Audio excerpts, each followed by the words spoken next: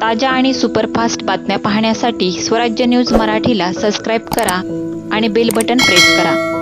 मागील काही दिवसांपूर्वी तुळजापूर तालुक्यातील कामठा परिसरात गेलेला वाघ अखेर एडशी अभयारण्यात परतला आहे.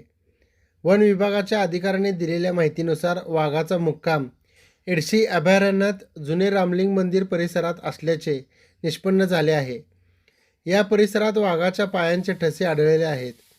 विशेष म्हणजे याच भागात बिबट्याचाही वावर असल्याचे स्पष्ट झाले आहे.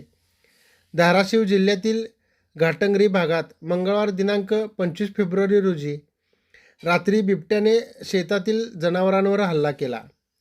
या हल्ल्यात एका वासराचा मृत्यू झाला तर गाय गंभीर जखमी झाली आहे.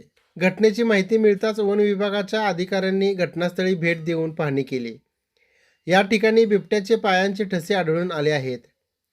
धाराशिव बार्शी महामार्गावरील हातलाई तलाव परिसरात मंगळवारी सकाळी नागरिकांना बिबट्यासदृश पाणी आढळून आला.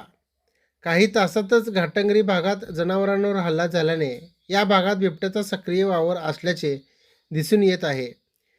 वाघ आणि बिबट्या या दोन्ही हिंस्र प्राण्यांचा एकाच परिसरात वावर असल्याने शेतकरी आणि पशुपालकांमध्ये भीतीचे वातावरण आहे. वाघ कामठ्यातून पुन्हा एडशी अभयारण्यात परतला आहे. सध्या त्याचा वावर जुन्या रामलिंग मंदिर परिसरात आहे.